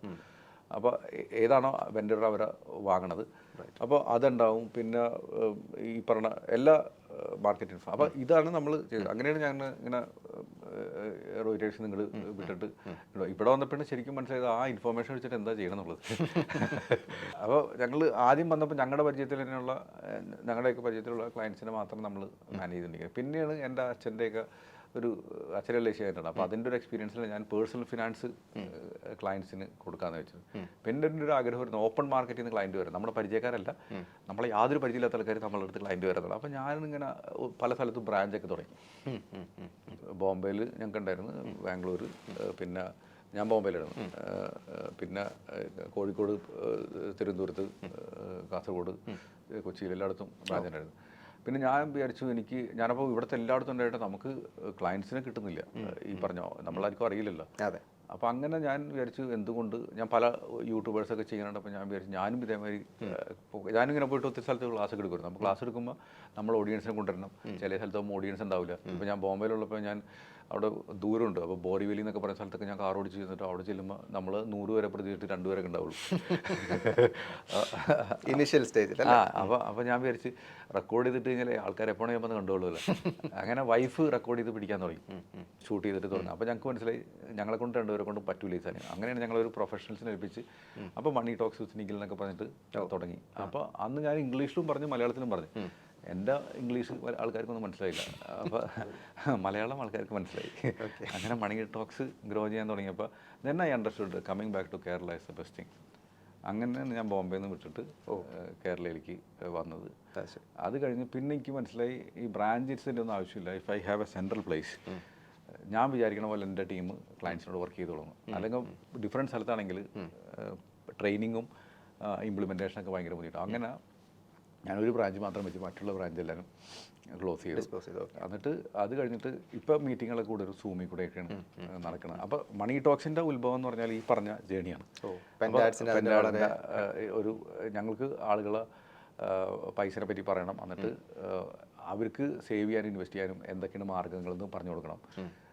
അപ്പോൾ നമ്മൾ വിളിക്കുന്ന സമയത്തൊക്കെ ആൾക്കാർക്ക് നമ്മൾ അവർക്ക് എന്താണോ വേണ്ടത് ആ ലെവലിൽ നമ്മൾ ആൾക്കാർക്ക് പറഞ്ഞു കൊടുത്തിട്ട് ഇൻവെസ്റ്റ് ചെയ്യാനായിട്ടൊക്കെ സഹായിക്കും. ഇതാണ് ബേസിക്കലി നമ്മൾ ചെയ്തുകൊണ്ടിരിക്കുന്നത്.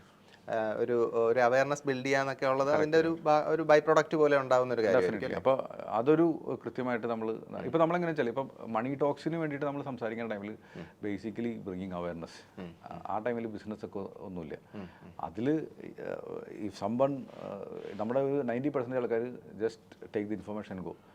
ഈ 10% ആൾക്കാരാണ് ശരിക്കും പറഞ്ഞാൽ ഓക്കെ എന്തുകൊണ്ട് ഇയാളെ ഏൽപ്പിച്ചുകൂടാന്ന്. സീരിയസ്ലി അതിലേക്ക് ഇതാവുന്ന അല്ലേ, കണക്ട് ആവുന്ന. ചില ആൾക്കാർക്ക് നമ്മുടെ ആ ബേസിക് ഇൻഫർമേഷൻ കിട്ടി ചിലപ്പോൾ സ്വന്തമായിട്ട് ചെയ്യാനുള്ള കഴിവുണ്ടാവും. So let them be. ഇപ്പം ഇതിലൊരു കാര്യമുണ്ടല്ലോ, നമുക്ക് നോളജ് ഉണ്ടാവണം, നമുക്ക് സമയം ഉണ്ടാവണം, പിന്നെ നമുക്ക് ചെയ്യാനുള്ള റിയൽ ഇൻട്രസ്റ്റ് ഉണ്ടാവണം. ഇതിലേതെങ്കിലും ഒന്നും ഇല്ലാന്നുണ്ടെങ്കിൽ പറ്റില്ല. ചില ആൾക്കാർക്ക് നോളജ് ഉണ്ടാവും, ഇൻട്രസ്റ്റ് ഉണ്ടാവും, സമയം ഉണ്ടാവില്ല. ചില ആൾക്ക് സമയം ഉണ്ടാവും, ഇൻട്രസ്റ്റ് ഉണ്ടാവും, നോളജ് ഉണ്ടാവില്ല. അതെ. ഈ നോളജ് എന്ന് ഉദ്ദേശിക്കുന്നത് വെച്ചാൽ വെറുതെ ഉള്ള അറിവ് മാത്രമല്ല, അതിനുള്ള കറക്റ്റ് ടെമ്പറമെൻ്റ് ഉണ്ടോന്നുള്ളത്. നമുക്ക് ആ ഫിയറിനെയും ഗ്രീഡിനെയും കൺട്രോൾ ചെയ്യാനുള്ള കഴിവുണ്ടെന്നുള്ളത് ഇതും കൂടി നോക്കിയാലേ നമുക്ക് പറ്റത്തുള്ളൂ. എക്സാക്ട്ലി. അപ്പോൾ ഈ ഒരുപാട് കോൾസ് ഒക്കെ ഉണ്ടാവുമല്ലോ, വരാറുണ്ടാവുമല്ലോ. അപ്പോൾ അവർ ഒരു പേഴ്സണൽ അഡ്വൈസ് പോലെയൊക്കെ അങ്ങനെ കൺസൾട്ട് ചെയ്യാറുണ്ടോ? അത് ഇപ്പം ഞങ്ങൾക്കൊരു ടീം ഓഫ് ആൾക്കാരുണ്ട്. അപ്പോൾ അവരുടെ അടുത്ത് ഒരു 1 hour മീറ്റിംഗ് ഒക്കെ എടുത്തിട്ട് സംസാരിക്കാൻ പറ്റും. അവരുടെ ഓരോ ക്ലയൻസിൻ്റെയും ഫിനാൻഷ്യൽസ് ഒക്കെ പറഞ്ഞിട്ട് അതിന് മാച്ച് ചെയ്യുന്ന രീതിയിൽ എന്താണെന്നൊക്കെ ചെയ്തു കൊടുക്കാനായിട്ടൊക്കെ നമുക്ക് പറഞ്ഞു കൊടുക്കാം. അത്തരം കൗൺസിലിംഗ് സെഷൻസ് ഒക്കെ ഉണ്ടാവും. ഒരു ജസ്റ്റ് ഒരു 1 hour മീറ്റിംഗ്. അത് വളരെ നല്ലതാണെന്ന് തോന്നുന്നു അല്ലേ? പലർക്കും അത് അവരുടെ ഒരു ലൈഫ് മാനേജ് ചെയ്യാനായിട്ട് ഇത്തരം ഒരു അഡ്വൈസ് അല്ലെങ്കിൽ ഇത്തരം ഒരു ഈ പറഞ്ഞ നോളജബിൾ പേഴ്സൺ ആയിട്ടുള്ള ഒരാളുടെ അഡ്വൈസ്. അത് ശരിക്കും പറഞ്ഞാൽ ഇപ്പം ഞങ്ങൾ ഈ അഡ്വൈസ് ചെയ്തിട്ട് ചിലപ്പോൾ ചിലർ പറയും അത് കഴിഞ്ഞാൽ നമ്മളോട് തന്നെ ഇൻവെസ്റ്റ് ചെയ്തോളാം പറയാം. അപ്പോൾ അങ്ങനെയാണെങ്കിൽ അതൊരു ലോങ് ടൈം റിലേഷൻഷിപ്പ് ആയിട്ട് പോകും. ചിലപ്പോൾ ത്രൂ ഔട്ട് ലൈഫ് ആ റിലേഷൻഷിപ്പ് നമുക്ക് തന്നെ അത് ഹാൻഡിൽ ചെയ്യാൻ പറ്റും. അതാണ് കുറച്ചുകൂടി നല്ലത്. കാരണം നമ്മുടെ ഉദ്ദേശിച്ച ആ മീറ്റിംഗിൽ അവസാനിപ്പിക്കാനല്ല നമ്മൾ ഉദ്ദേശിക്കുന്നത്. ആ മീറ്റിംഗ് കഴിഞ്ഞിട്ട് ചിലപ്പോൾ ഒന്നും സംഭവിക്കാനില്ല. കാരണം ഈ മീറ്റിംഗ് നമ്മൾ ഇപ്പം ഞങ്ങൾ ഈ പറഞ്ഞ കാര്യങ്ങൾ എല്ലാവർക്കും അറിയണ കാര്യങ്ങളാണ്. നമ്മൾ പറഞ്ഞ കാര്യം വെച്ചാൽ മന്ത്ലി കിട്ടുന്ന ശമ്പളത്തിൻ്റെ ഇത്ര ശതമാനം മാറ്റി വയ്ക്കുമെന്ന് പറഞ്ഞു. അതാർക്കും അറിയാത്തത്. പക്ഷെ അത് continuously are you doing it? അവിടെയാണ് ഈ റിവ്യൂസിൻ്റെയും റെഗുലർ റിലേഷൻഷിപ്പിൻ്റെ ആവശ്യം വരുന്നത്. യെസ്. ഇപ്പോൾ ഇതിൻ്റെ ഒരു ആസ്പെക്ട്, ബിസിനസ് ആസ്പെക്റ്റിൽ ഇത് പറയുമ്പം നമ്മൾ കേട്ടിട്ടുണ്ട്. അതായത് ലൈക്ക് നമ്മുടെ ഈ സേവിങ്സ് എന്ന് പറയുന്നത് ശരിക്കും പറഞ്ഞാൽ നമ്മൾ നമ്മുടെ എക്സ്പെൻസ് കഴിഞ്ഞിട്ട് വരുന്ന ബാക്കി ആണ് നമ്മുടെ സേവിങ്സ് എന്ന് പറയാറുണ്ട്. അപ്പോൾ അതാണോ ബെറ്റർ? അതേ നമ്മുടെ ഒരു സേവിങ്സ് ആദ്യമേ നമ്മൾ പ്ലാൻ ചെയ്തിട്ട് അതിന് ഈക്വലായിട്ട് എക്സ്പെൻസ് മീറ്റ് ചെയ്ത് പോകുന്നതാണോ കുറച്ചുകൂടെ ബെറ്റർ എന്ന്? അതാണ് നല്ലത്. പക്ഷേ എത്ര പേർക്ക് ചെയ്യാൻ പറ്റും? അപ്പോൾ ശരിക്കും നമ്മളിപ്പോൾ ഇവൻ ഞാനും വീഡിയോ ഒത്തിരി പറഞ്ഞിട്ടുണ്ട്, പല ആൾക്കാരും വീഡിയോയിലൊക്കെ ഇഷ്ടമായി പറഞ്ഞിട്ടുള്ള കാര്യമാണ്. നമ്മൾ 3 ടൈപ്പ് ഓഫ് ഹാബിറ്റ് ഉണ്ട്. പൈസ കിട്ടുമ്പോൾ നമുക്ക് എന്താണ് ആക്ച്വൽ സ്വഭാവം നമുക്ക് മനസ്സിൽ ഫസ്റ്റ് തിങ്ക് ചെയ്യണം എന്നുള്ളത്.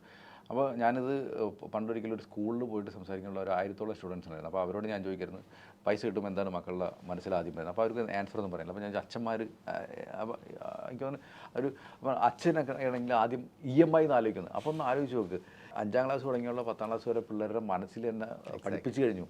ഫസ്റ്റ് നമുക്ക് ശമ്പളം കിട്ടി ആലോചിക്കേണ്ടത് EMI ആണെന്നുള്ളത്. അപ്പോൾ അവിടെയാണ് ഈ പ്രശ്നം. അപ്പോൾ നമ്മൾ ആ EMI അല്ലെങ്കിൽ സ്പെൻഡിങ്ങിനെ കുറിച്ചാണ് ഫസ്റ്റ് ആലോചിക്കണം. അല്ലെങ്കിൽ നിങ്ങൾക്കൊരു വിഷ്കൈനീടം കിട്ടി ഫസ്റ്റ് ആലോചിക്കണം എനിക്ക് ഇന്ന സാധനം വാങ്ങണമെന്നുണ്ടെങ്കിൽ നമ്മൾ വി ആർ ബിക്കമിങ് സ്പെൻഡേഴ്സ്.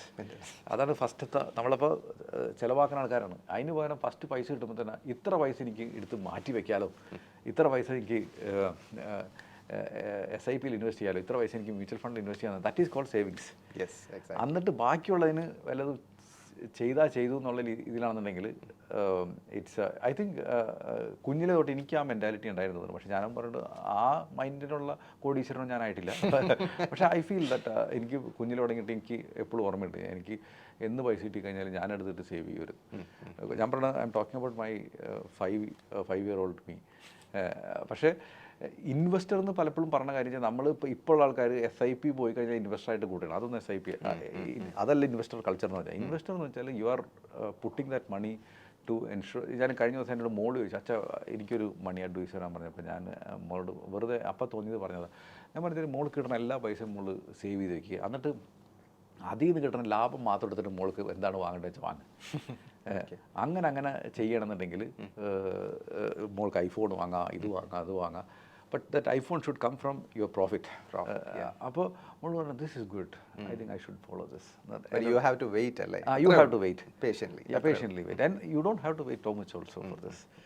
നിങ്ങൾ on a regular basis you are investing. I think in next 1 year or 2 year onwards you will get that fruit. Exactly. അവിടെ നിന്ന് തുടങ്ങിയിട്ട് നമുക്ക് എടുത്തിട്ട് ഈവൻ സിമ്പിളായിട്ട് പറഞ്ഞാൽ ഇപ്പോൾ നമുക്ക് എല്ലാവർക്കും ആഗ്രഹമുണ്ട് ഒരു ഐഫോൺ വാങ്ങണം എന്നുള്ള. 1 ലക്ഷം രൂപ വരും. അപ്പോൾ നമ്മൾ ഈ കഷ്ടപ്പെട്ട് 1 ലക്ഷം രൂപ എത്തിച്ചിട്ട് ഇമ്മീഡിയറ്റ്ലി വാങ്ങണേക്കാളും ഭേദം 1 ലക്ഷം എത്തിച്ചിട്ട് അധികം ഒരു 10,000 രൂപയ്ക്ക് ഒരു ചെറിയ ഫോൺ വാങ്ങും. That means your affordability is only that much. അത് കഴിഞ്ഞിട്ട് ഈ ബാക്കി 90,000 രൂപ നിങ്ങൾ ഇൻവെസ്റ്റ് ചെയ്യും. അത് കണ്ടിന്യൂസ് ആയിട്ട് ഇതേമാതിരി ഈ സെയിം എഫേർട്ട് എടുത്തിട്ട് അതിൽ കൂട്ടി ഇൻവെസ്റ്റ് ചെയ്യും. ഒരു 3 കൊല്ലം കഴിയുമ്പോൾ പിന്നെ തുടങ്ങിയിട്ട് എല്ലാ വർഷവും നമുക്ക് വേണമെങ്കിൽ ഫോൺ മാറ്റണമെങ്കിൽ മാറ്റാം, എല്ലാ 3 വർഷം ഐഫോൺ പ്രോഫിറ്റ് എടുത്ത് വേണമെങ്കിൽ വാങ്ങാം. ഇതെല്ലാം നമുക്ക് പറ്റും. എക്സാക്ട്ലി. ആ ഒരു പ്ലാനിങ് ആണ് ഇതിൻ്റെ ഒരു മെയിൻ സംഭവം അല്ലേ? അതെ അതെ. ബാങ്കിൽ FDs ഇടുന്നത് ചിലർ പറയാറുണ്ട് അത് വലിയൊരു മണ്ടത്തരമാണ്, ചിലർ പറയാറുണ്ട് ഒരു സേഫ് ഏരിയ ആണ്.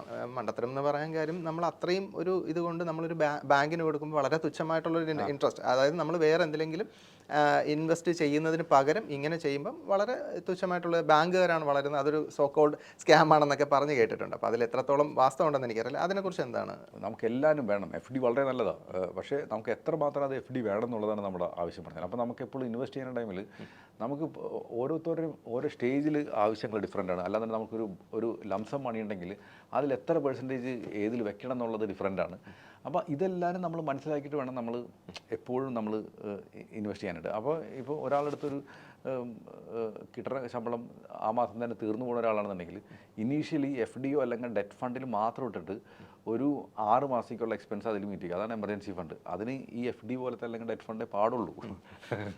ഇനി അത് കഴിഞ്ഞിട്ടുള്ള എക്സ്ട്രാ പൈസയാണ് ശരിക്കും പറഞ്ഞാൽ നമ്മൾ മ്യൂച്വൽ ഫണ്ടിലേക്കൊക്കെ നമ്മൾ ആലോചിക്കേണ്ടത്. അല്ലാണ്ട് ഡേ 1 തുടങ്ങിയിട്ട് മ്യൂച്വൽ ഫണ്ടിൽ ഇപ്പോൾ ഒരു സ്മോൾ ക്യാപ്പിൽ അല്ലെങ്കിൽ ഡിഫൻസ് ഫണ്ടിൽ നല്ല റിട്ടേൺ പാസ് പെർഫോമൻസ് ഉണ്ടെന്ന് പറഞ്ഞ് കൊണ്ടുപോയിട്ട് ഇൻവെസ്റ്റ് ചെയ്യലല്ല വേണ്ടത്.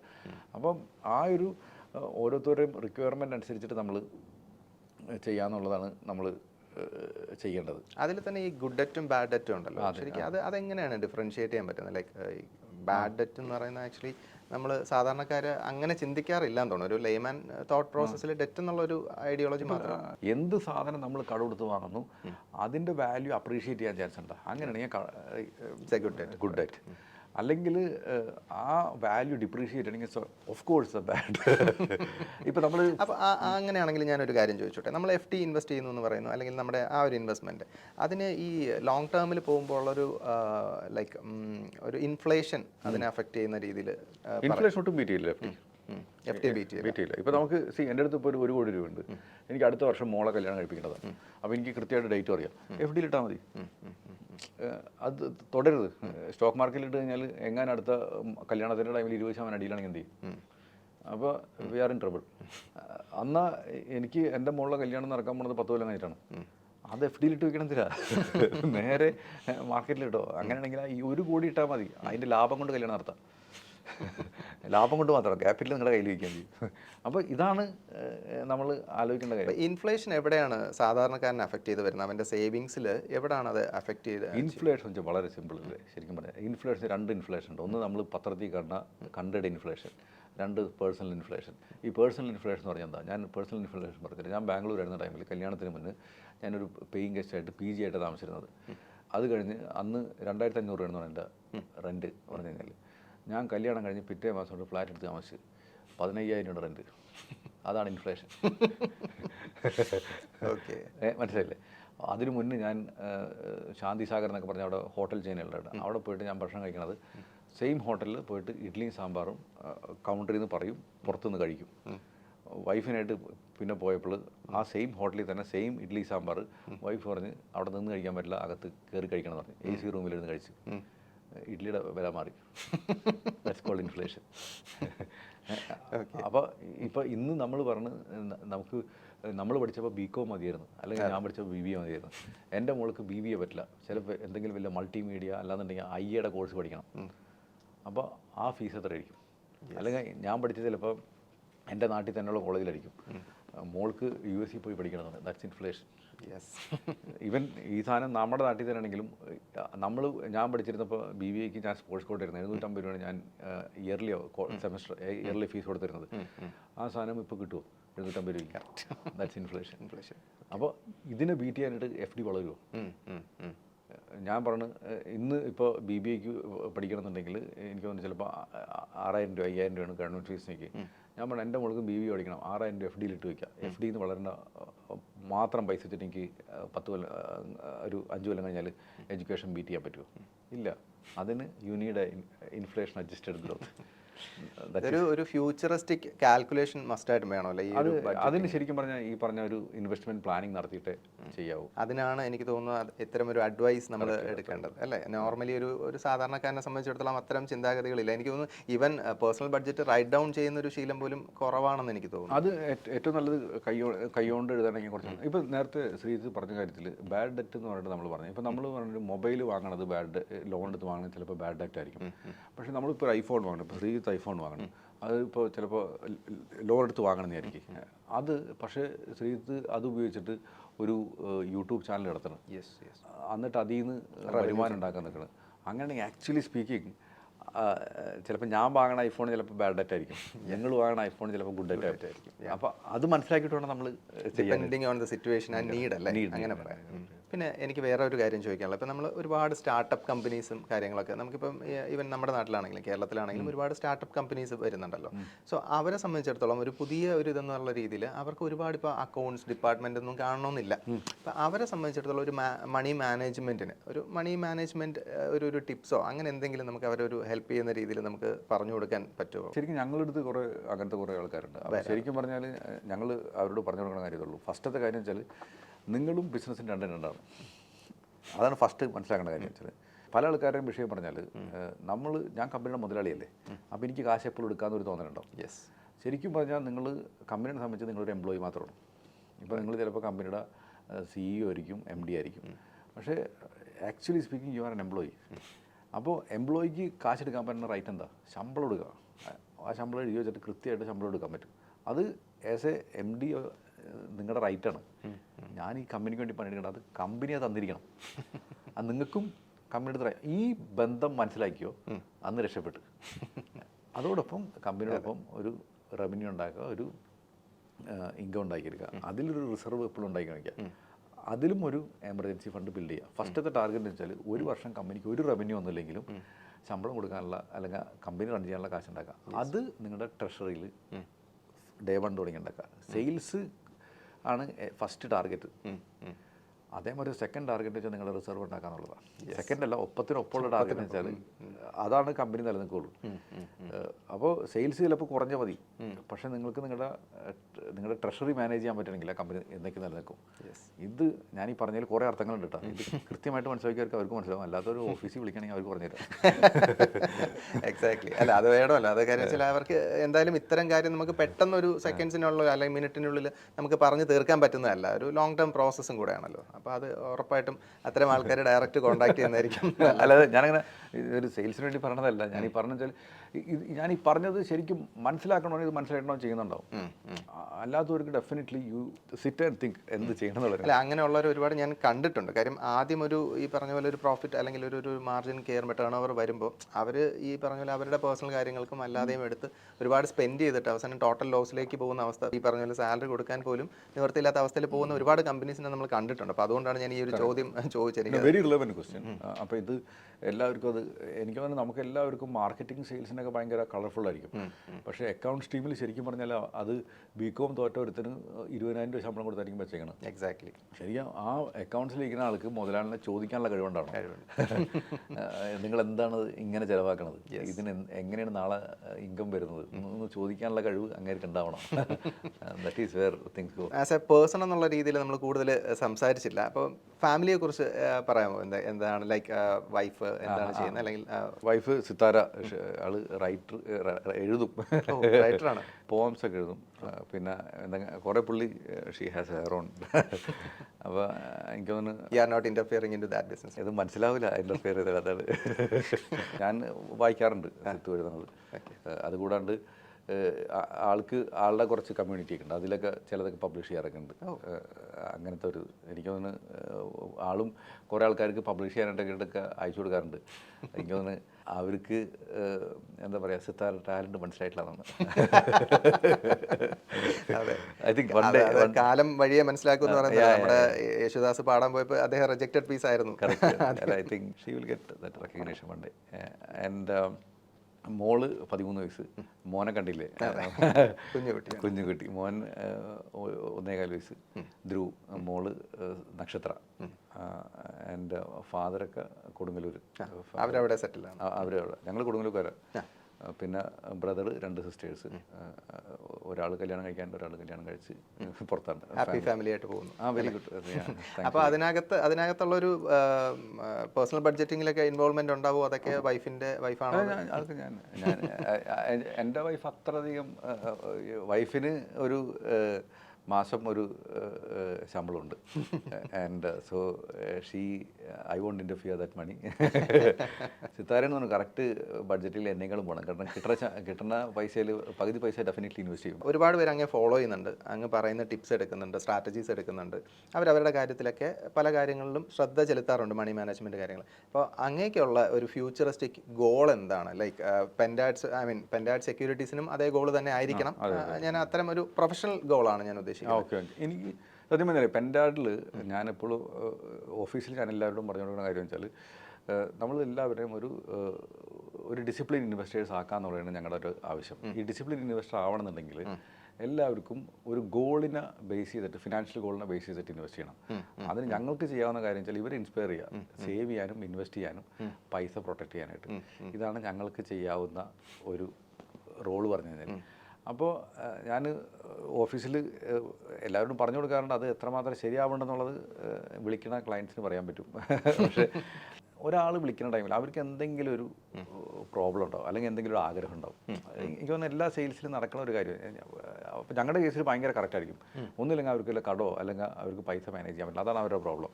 രണ്ടാമത്തെ കാര്യം വെച്ചാൽ, ഇങ്ങനെ പൈസ വരുന്നുണ്ട്, എനിക്ക് റിട്ടയർമെൻറ്റ് എടുക്കണം, ഇതൊക്കെയുണ്ട്. ചിലപ്പോൾ ക്ലയൻസ് പോലും വിചാരിച്ചിട്ടുണ്ടാവില്ല.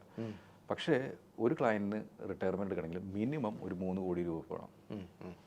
ആ 3 കോടി എത്തിക്കുക എന്നുള്ളതാണ് ഞങ്ങളുടെ വാല്യൂ അഡിക്ഷൻ. അല്ലെങ്കിൽ ഇപ്പോൾ ഞാൻ പറയണമെന്ന് വെച്ചാൽ വളരെ സിമ്പിളായിട്ട് പറഞ്ഞാൽ, 1 ലക്ഷം രൂപ ഇപ്പോൾ 50,000 രൂപ മാസ ചിലവുള്ള ഒരാൾക്കാണെങ്കിൽ 10 വർഷം കഴിഞ്ഞാൽ 1 ലക്ഷം രൂപ മാസ ചിലവുണ്ടാവും. 1 ലക്ഷം രൂപ മാസം കൊടുക്കണമെങ്കിൽ 3 കോടി രൂപ വേണം. അത് ആൾക്ക് സേവ് ചെയ്യാനൊക്കെ മടിയായിരിക്കും. അങ്ങനെ സ്നേഹത്തോടെ അല്ലെങ്കിൽ ഇത്തിരി ദേഷ്യത്തോടെ ആ സ്വാതന്ത്ര്യം കിട്ടിക്കഴിഞ്ഞാൽ അത് മാസം സേവ് ചെയ്യിപ്പിക്കാനായിട്ട് പ്രലോഭിപ്പിച്ച് കഴിഞ്ഞ് കഴിഞ്ഞാൽ അങ്ങേർക്ക് അത് അച്ചീവ് ചെയ്യാൻ പറ്റും. അതിന് വീണയുടെ ലോങ് ടൈം റിലേഷൻഷിപ്പ്. അങ്ങേർക്ക് നമ്മുടെ അടുത്തും കംഫർട്ട് വേണം, നമുക്ക് അദ്ദേഹത്തിൻ്റെ അടുത്തും കംഫർട്ട് വേണം. അപ്പോൾ അത് ചെയ്യാൻ പറ്റിക്കഴിഞ്ഞാൽ, അപ്പോൾ ഞാൻ ഓഫീസിൽ എല്ലാവരോടും പറഞ്ഞു കൊടുക്കുന്നത്, നിങ്ങൾ ചെയ്യണത് ശരിക്കും പറഞ്ഞാൽ ഇനി ചാരിറ്റി ചെയ്യേണ്ട, ഇതാണ് പുണ്യപ്രവൃത്തി. പെൻഡാഡിനെ സംബന്ധിച്ച് ഞാൻ കാണുന്ന കാര്യം വെച്ചാൽ, ഇതൊരു ബ്രോക്കിംഗ് ഫേമാണ്. ഇത് പലപ്പോഴും ആളുകൾക്ക് ബ്രോക്കിങ്ങിൽ നിന്ന് വന്നിട്ട് ആളുകൾ ഒത്തിരി ഗ്രീഡിൻ്റെ പേരിലും ഫിയറിൻ്റെ പേരിലും വന്നിട്ട് പൈസ നശിപ്പിച്ച് കളയാം. അതിലൊരു കൺട്രോൾ ചെയ്യാൻ പറ്റുമോ? ആളുകൾക്ക് പൈസ ഇൻവെസ്റ്റ് ചെയ്തിട്ട് അവർക്ക് കുട്ടികളുടെ എഡ്യൂക്കേഷൻ വരുന്ന ടൈമിൽ ഈ പൈസ വേണം കേട്ടോ, ഞങ്ങൾ റിഡീം ചെയ്യണമെന്ന് പറഞ്ഞിട്ട് ആശ്വാസത്തോടെ എടുക്കാൻ പറ്റണം. അല്ലാന്നുണ്ടെങ്കിൽ റിട്ടയർമെൻറ്റ് ടൈമിൽ ഒരു ടെൻഷൻ ഇല്ലാതെ പറ്റുന്നു. ഇനി ഒരു ബ്രെഡ് വിന്നറായ ഒരാൾക്ക് എന്തെങ്കിലും പറ്റിക്കഴിഞ്ഞ് കഴിഞ്ഞാൽ ഭാര്യയ്ക്ക് പൈസ മാനേജ് ചെയ്യാനായിട്ട് ഒരു ടെൻഷൻ ഇല്ലാതെ നമ്മളുടെ ഹെൽപ്പോടെ ചെയ്യാൻ പറ്റണം.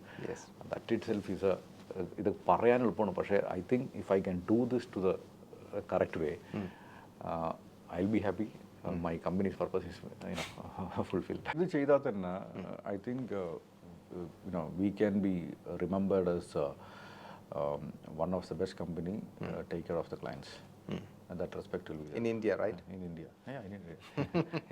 എൻ്റെ ആവശ്യം, ഞാൻ പ്രാർത്ഥിക്കുമ്പോൾ എപ്പോഴും കൺഫ്യൂഷനാണ്, ഇന്ത്യ എന്ന് പ്രാർത്ഥിക്കണം, ഗ്ലോബൽ എന്ന് പ്രാർത്ഥിക്കണം. സോ നമ്മൾ വിഷണറി ആകുമ്പോൾ ഗ്ലോബലി ചിന്തിക്കല്ലോ. ഗ്ലോബലി ചിന്തിക്കുമ്പോൾ എനിക്കുള്ള ചോദ്യം വെച്ചാൽ, am I ready for that? സത്യം പറഞ്ഞു ഇവൻ ഇന്ത്യ പോലും പറയുമ്പോൾ എൻ്റെ ചോദ്യം, am I ready for that? അപ്പോൾ ഞാൻ അപ്പോൾ ദൈവത്തോട് പറയുന്ന കാര്യം, അതിനുള്ള വിവരം ഒന്ന് എനിക്ക് തായും. നമ്മളിപ്പോൾ ഒരു നേരത്തെ പറഞ്ഞ പോലെ തന്നെ, ഞാൻ ഇൻട്രോയിൽ പറഞ്ഞതുപോലെ തന്നെ, ഒരുപാട് പ്രതിസന്ധികൾ തരണം ചെയ്ത് വന്ന് ഇപ്പോൾ ആ മേഖലയിൽ തന്നെ സക്സസ്ഫുള്ളായി നിൽക്കുന്ന മിസ്റ്റർ നിഖിൽ ഗോപാലകൃഷ്ണൻ, അദ്ദേഹത്തിൻ്റെ ലൈഫ് എക്സ്പീരിയൻസും മണി മാനേജ്മെൻറ്റിനെ കുറിച്ചുള്ള ടിപ്സും അങ്ങനെ ഒരുപാട് കാര്യങ്ങൾ നമ്മളോട് ഷെയർ ചെയ്തു. So it's a very nice talking with you. It's a privilege to talking with you. Thank you so much for coming. Thank you for inviting me. And I enjoy thoroughly. Thank you. Thank U.